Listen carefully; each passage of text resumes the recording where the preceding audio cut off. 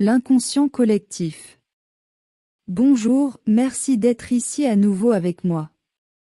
J'espère que vous allez tous très bien. Le terme avec les mots exacts, inconscient collectif, est un terme que Carl Jung a été le premier à introduire ou à utiliser.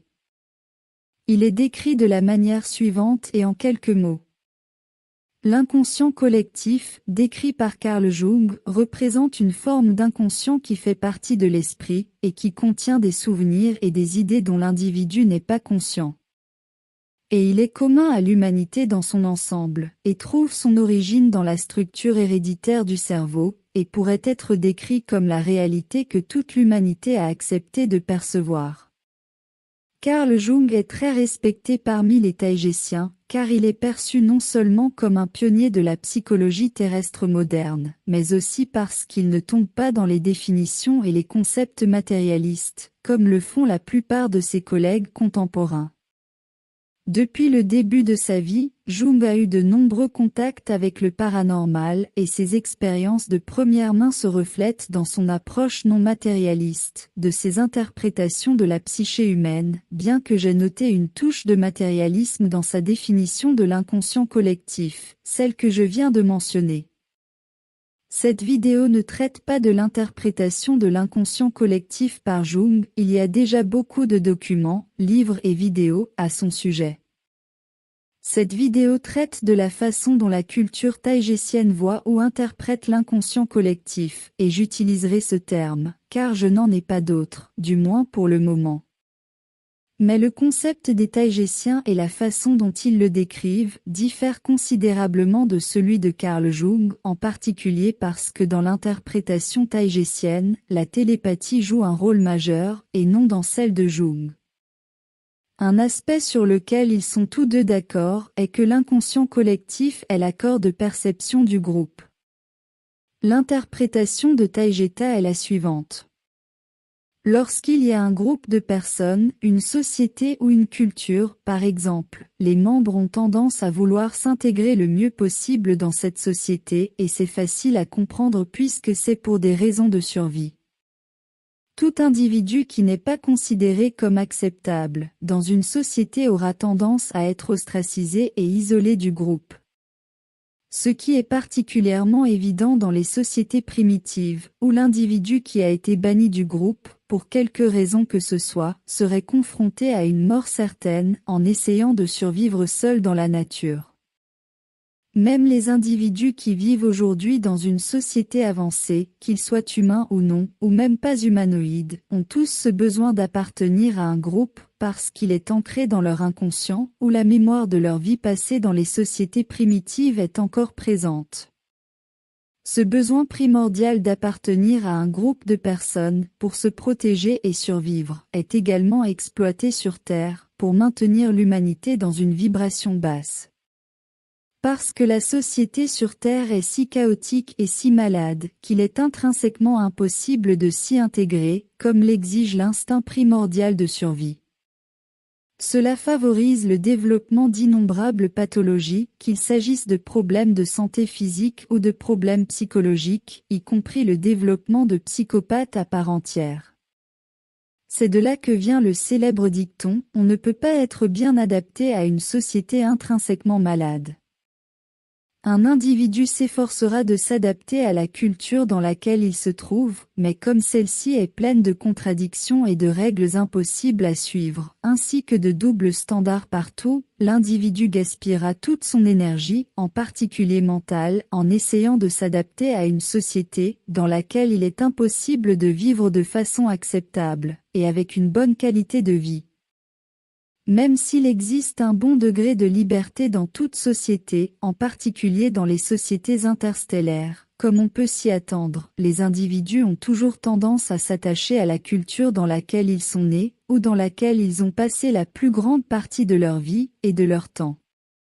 Et les images mentales ou frontières qui définissent cette culture, lorsqu'elles sont perçues par plusieurs individus, deviendront les limites perceptuelles d'une telle société, même s'il ne s'agit que de limites ou de frontières psychologiques et non physiques, comme ce serait le cas pour la société terrienne, qui les contient en grande partie. Lorsqu'une société a des limites claires, le concept d'identité culturelle se forme, dont les membres de celle-ci adoptent les us et coutumes du lieu, ils ont tendance à penser de la même manière, à avoir les mêmes accords de perception et compréhension du fonctionnement de la réalité, créant ainsi une bulle de réalité autonome, propre à ce groupe d'individus. Cette bulle de réalité contient des idées, des accords de perception, des images et des valeurs que tous les individus de cette matrice partagent, et qui peuvent ou non coïncider avec ceux d'autres groupes d'individus ailleurs. Selon la définition de l'inconscient collectif de Carl Jung, toutes les choses que les individus d'une culture désapprouvent, n'aiment pas, ou qui sont causées par des traumatismes personnels ou collectifs, se retrouvent dans un sac mental de choses dont les individus ne sont pas conscients et qui finissent par dicter leurs réactions et leurs activités, et en fin de compte, par dicter aussi le destin de la société en question. Tous les individus d'un groupe ou d'une société ont des fréquences similaires ou des vibrations personnelles qui les ont rendus compatibles avec la société dans laquelle ils vivent. Et c'est aussi la raison pour laquelle un starseed ou une personne qui a connu un fort éveil spirituel a tendance à se séparer du collectif, car il n'est plus compatible avec les autres sur le plan vibratoire. Dans le cas des starseeds et des personnes éveillées, ils reviennent tous vers la fréquence du lieu et de la société, dans lesquels ils ont passé la majeure partie de leur temps, et qui se trouvent probablement en dehors de la planète, dans une culture stellaire. C'est pourquoi ils peuvent se sentir si mal à l'aise sur Terre, car leur essence même n'est pas en accord avec la société, et c'est pourquoi ils aiment passer tant de temps seuls, dans la nature, ou avec les quelques amis partageant les mêmes idées qu'eux qu'ils peuvent trouver. Dans le cas des personnes qui sont contenues dans un collectif, elles ont une très forte tendance à s'y adapter et à baser toutes leurs valeurs et leurs intérêts sur ce que le groupe leur dicte. Et même si l'individu, ou le groupe auquel il appartient en est conscient ou non, la télépathie au sein du groupe est très active et c'est d'elle que proviennent la plupart des accords de perception et des idées collectives. Les gens sont dans une soupe de vibrations et de fréquences qui les affectent fortement et à tel point qu'ils pensent littéralement de la même manière, souvent même de manière coordonnée, où tous leurs accords de perception, qui constituent leur réalité, sont transmis de l'un à l'autre, dans une sorte de système Wi-Fi mental. Ce système fonctionne à plusieurs niveaux, le plus fort étant celui de la communauté immédiate de l'individu, de son pays et de sa planète. Mais il existe aussi un inconscient collectif plus large, qui comprend toutes les valeurs fondamentales d'une espèce entière, ou d'un groupe d'espèces, par exemple, toutes les races d'origine lyrienne, celles d'apparence humaine. Ils partagent tous les mêmes concepts de base qui constituent la réalité et la manière d'interagir avec elle, et cela inclut de nombreuses valeurs et idées, qui sont partagées par tous les membres de l'espèce, indépendamment de l'endroit où ils se trouvent dans la galaxie, et des cultures auxquelles ils appartiennent ou peuvent appartenir. Comme ils sont tous membres de la même espèce, la race lyrienne, ils auront tous des vibrations lyriennes similaires, ce qui les rendra tous aptes à recevoir les messages télépathiques qui leur sont transmis à travers le champ éthérique ou à travers l'éther. Là où la distance et l'emplacement n'ont pas d'importance, comme le veut le principe de non-localité de l'éther, qui dit essentiellement que la distance et le temps ne sont que des illusions de l'esprit et ne sont valables que dans le monde matériel. Comme je l'ai expliqué dans mes dernières vidéos, lorsqu'un individu dans un groupe a une vibration différente de la moyenne, il a trois options. Soit il se retire du groupe, soit il se retransforme en plus du groupe, soit il devient plus fort que le collectif dans lequel il vit, en étant capable de s'adapter à la vie dans cet endroit, sans sacrifier sa fréquence personnelle. C'est le cas des starseeds les plus forts, qui peuvent s'adapter à la société terrestre, sans sacrifier leurs vibrations, leurs intérêts, leur éthique, et tout ce qui constitue leur vibration unique. Comme le starseed est fort et sait maintenir sa vibration, c'est cette fréquence qui est transmise dans le champ de cette société, la transformant.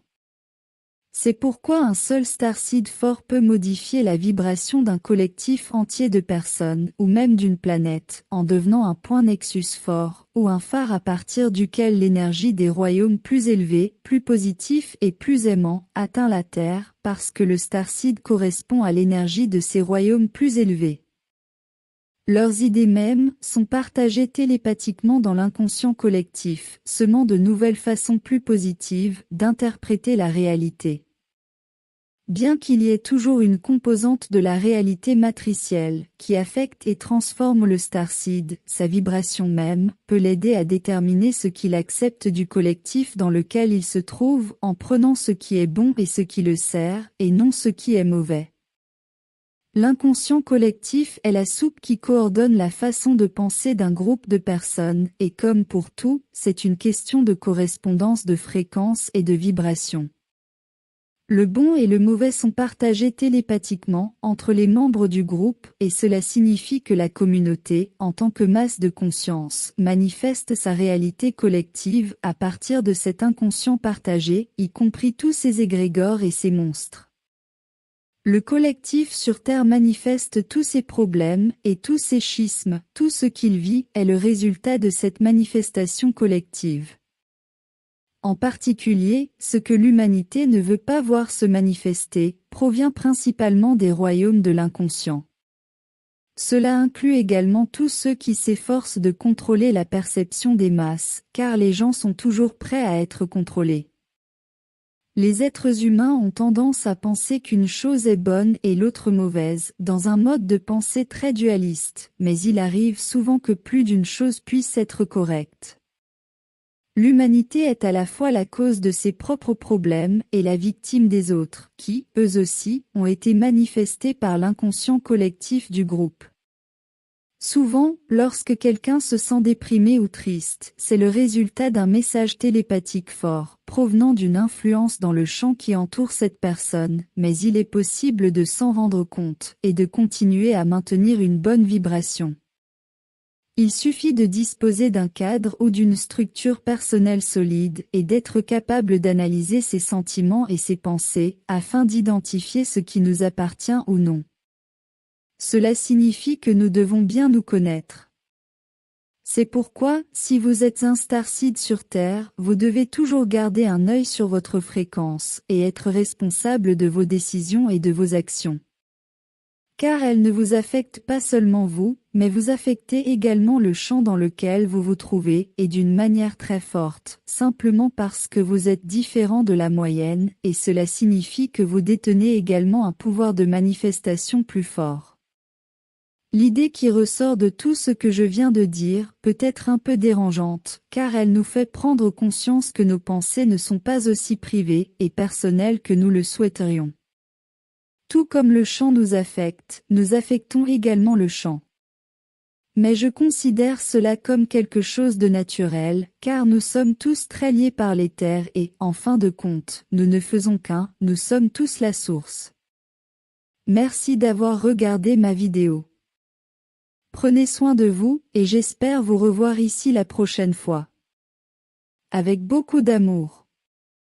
Votre ami, Maris Varou.